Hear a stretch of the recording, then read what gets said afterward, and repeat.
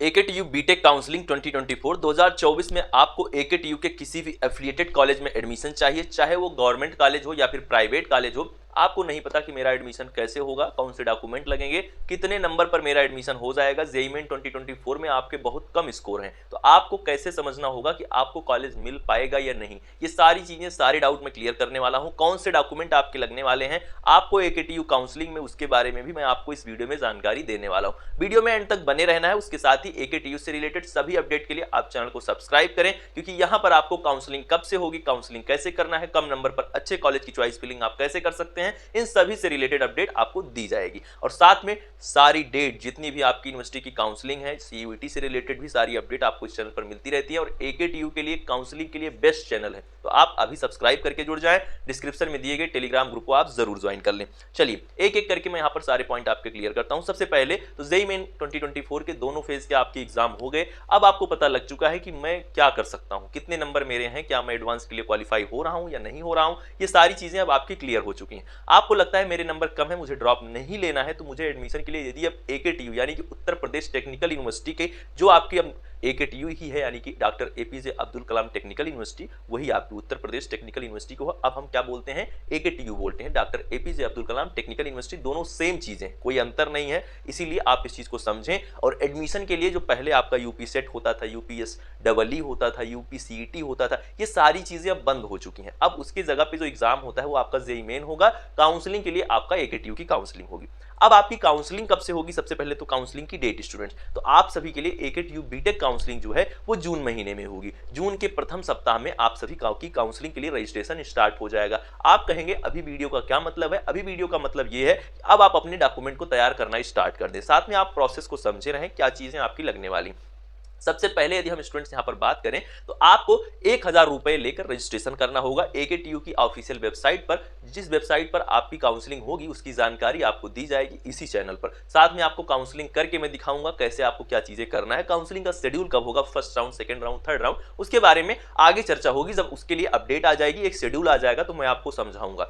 यहां पर जो बात आती है कि 1000 रुपए के लिए आपको क्या करना होगा, रजिस्ट्रेशन करना होगा। कहां पर, एकेटीयू की ऑफिशियल वेबसाइट पर। यदि आपको एकेटीयू और उससे संबंधित 800 से ज्यादा कॉलेज में यदि आपको एडमिशन चाहिए, आप इस समय पर एकेटीयू के बेस्ट काउंसलिंग चैनल पर हैं, इस चीज का आप ध्यान रखें। अब यहां पर क्या है, जब आप 1000 रुपए के साथ रजिस्ट्रेशन करेंगे, उसके बाद आप अपना डॉक्यूमेंट अपलोड करेंगे। पहले आप एक सिंपल सा फॉर्म फिलअप करेंगे, जैसे आपने जेईई मेन का किया था, आप उस फॉर्म को फिलअप करेंगे और अपने पेमेंट को करेंगे। और उसके बाद क्या होगा, आपको अपना डॉक्यूमेंट अपलोड भी, इसी पेमेंट के पहले आपको अपना डॉक्यूमेंट अपलोड भी करना होगा। कौन से डॉक्यूमेंट आपको अपलोड करने होते हैं, देखिए डॉक्यूमेंट अपलोड में सिर्फ आपकी मार्कशीट लगती है और आपका जेईई मेन का स्कोर कार्ड लगता है, जो कि अपलोड होते टाइम लगता है। बाकी और भी कुछ डॉक्यूमेंट है जो आपको तब ले जाने होंगे जब आप इस रजिस्ट्रेशन, अपनी पेमेंट और नॉर्मल जो 2-3 डॉक्यूमेंट आपसे मांगे जाएंगे, उनको जब अपलोड करके अपने रजिस्ट्रेशन को कंप्लीट कर देंगे, फिर आपका एक शेड्यूल होगा। उस शेड्यूल के अकॉर्डिंग आप चॉइस फिलिंग करेंगे। चॉइस फिलिंग का मतलब जो कॉलेज आपको चाहिए आप फिल करेंगे, अपनी रैंक के अकॉर्डिंग, अपने नंबर, अपने परसेंटाइल के अकॉर्डिंग, ठीक है,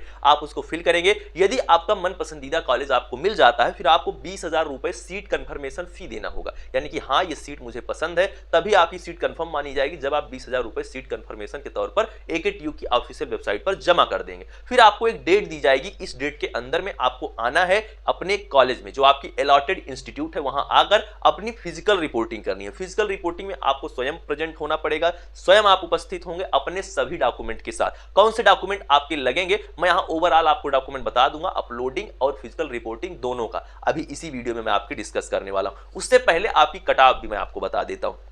स्टूडेंट्स, पिछली वीडियो जो आपकी आ चुकी है उसमें मैंने आपको कुछ टॉप कॉलेज बताए थे, आप उसको देख चुके होंगे। देखिए कट ऑफ के लिए एक एनालिसिस में और लेके आऊंगा, जहां पर मैं चीजें क्लियर करूंगा रैंक वाइज, कितनी रैंक तक किस कॉलेज में एडमिशन हो ही जाएगा। जो पिछले वर्ष हुआ है, एक एक्सपेक्टेड वीडियो इस पर आएगी। लेकिन अभी, और मैं आपको तरीका बता दूंगा, आप प्राइवेट कॉलेज, अपने जिले का कॉलेज का भी आप चेक कर पाएंगे। आपको किसी के चक्कर में पढ़ने की जरूरत नहीं है। मैं आपको एक जबरदस्त चीज बता दूंगा, आपको वहां से हर कॉलेज, हर यूनिवर्सिटी की कट ऑफ मिल जाएगी। उसके लिए परेशान मत होइए, मैं आपको काउंसलिंग के पहले इतना ट्रेंड कर दूंगा, आप इतना समझ जाएंगे कि हाँ, इतनी रैंक पे इस पे मेरा हो जाएगा, आप श्योर रहेंगे बिल्कुल। इसके बारे में तो मैं आपको बताऊंगा, लेकिन मोटी मोटा जो हम कट ऑफ की बात करें, क्या 30 परसेंटाइल 40 परसेंटाइल वाले का भी एडमिशन होगा? बिल्कुल। एकेटीयू में कितने भी कम नंबर हो, आपको कोई ना कोई कॉलेज मिल ही जाता है। कितने भी कम नंबर हो, आपको कट ऑफ के बारे में नहीं सोचना है। इस चीज को आप हमेशा अपने दिमाग में रखें, सबका एडमिशन होगा। नहीं काउंसलिंग के थ्रू लेना चाहते हो, डायरेक्ट में आपको प्राइवेट में आप यदि पैसा खर्च कर सकते हैं, 1 लाख 10,000 1,20,000 के आसपास आप खर्च करने में सक्षम हैं तो आप उसके लिए डायरेक्ट कॉलेज भी ले सकते हैं, जो कि बहुत अच्छे कॉलेज हैं,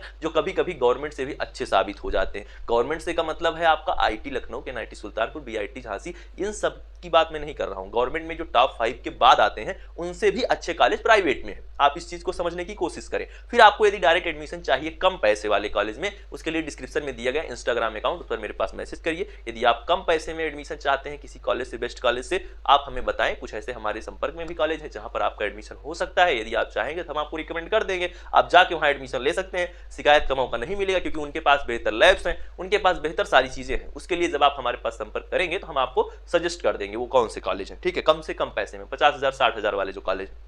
चलिए हम यहां बात करते हैं अपने डॉक्यूमेंट की। तो एडमिशन सबका होगा, एकेटीयू में एडमिशन सबका होगा, इस चीज को आप बिल्कुल अपने दिमाग में रख लीजिए। बात करते हैं अब अपने डॉक्यूमेंट की तरफ। स्टूडेंट्स, जो आपके लिए आपका डॉक्यूमेंट लगेगा, आपका आधार कार्ड बेसिक डॉक्यूमेंट है, हमेशा लगता है। यदि इससे आपकी सारी चीजें नहीं मैच हो रही हैं, आपकी मार्कशीट का डाटा आधार कार्ड से नहीं मैच हो रहा है या फिर आपके जेईई मेन के डाटा से नहीं मैच हो रहा, सब कुछ भैया सेम कर लीजिए। हर जगह सेम नेम होना चाहिए, सेम डेट ऑफ बर्थ होनी चाहिए, सेम फादर नेम होना चाहिए। इस चीज को अभी सुधार कर ले, 1 महीने से ज्यादा का समय है, अभी मौका है। बाद में आप मैसेज करेंगे सर ये नहीं हुआ वो नहीं हुआ तो दिक्कत आएगी आपको। आप क्या करेंगे, आधार कार्ड, जेईई मेन 2024 का रिजल्ट, जो आपका बेस्ट रिजल्ट है वही आपका लिया जाता है, तो आपको अपना रिजल्ट रखना होगा अपने पास। उसके बाद अलॉटमेंट लेटर, यानी कि जो आपका सीट अलॉटमेंट लेटर होगा। देखिए ये अलॉटमेंट लेटर अभी आपके पास नहीं है, जब आपको सीट अलॉट हो जाएगी, जब आपको काउंसलिंग में सीट अलॉट हो जाएगी, ये फिजिकल रिपोर्टिंग के टाइम पे आपको अलॉटमेंट लेटर ले जाना होता है। जो जेईई मेन का आपने एग्जाम दिया, फिर आपने एकेटीयू की काउंसलिंग की, चॉइस फिलिंग के बाद जो आपका सीट अलॉटमेंट का रिजल्ट आया, हाँ ये इंस्टीट्यूट मुझे मिल गया, उसको लेके जाना होगा फिजिकल रिपोर्टिंग में। तो वो लगता है,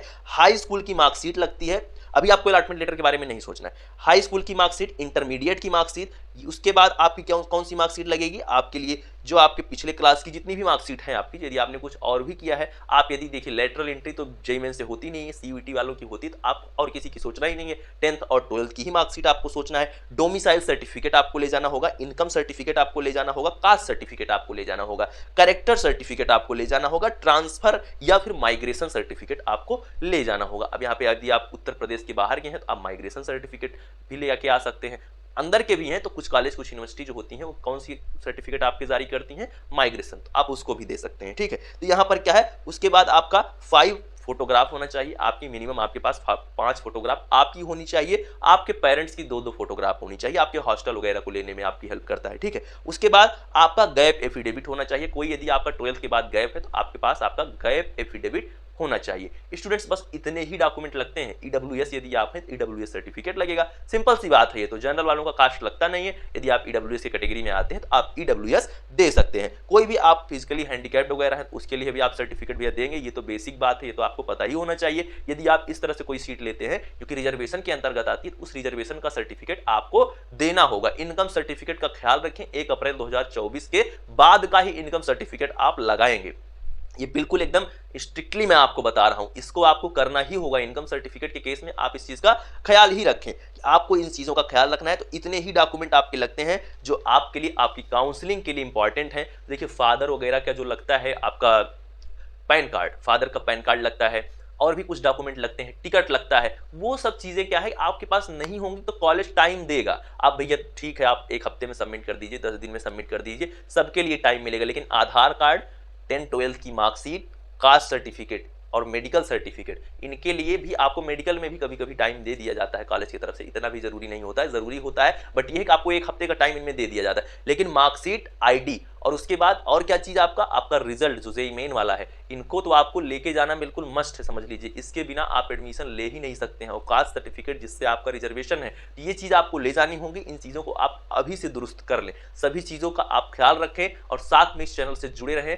यदि इस वीडियो के अलावा आपके कोई भी सवाल हैं तो आप कमेंट कर सकते हैं। कमेंट यदि आप करते हैं तो उससे रिलेटेड वीडियो आपको जल्द से जल्द मिलेगी। मिलते हैं नेक्स्ट वीडियो में कुछ नई जानकारियों के साथ, एकेटीयू की काउंसलिंग के लिए जो आपके लिए बेस्ट होगा उन सभी इन्फॉर्मेशन के साथ। तो जुड़ जाइए इस चैनल से, साथ में मुझे फॉलो करिए इंस्टाग्राम पर, टेलीग्राम ग्रुप ज्वाइन करना बिल्कुल ना भूलिए। मिलते हैं नेक्स्ट वीडियो में। Thank you, love you all, नमस्कार।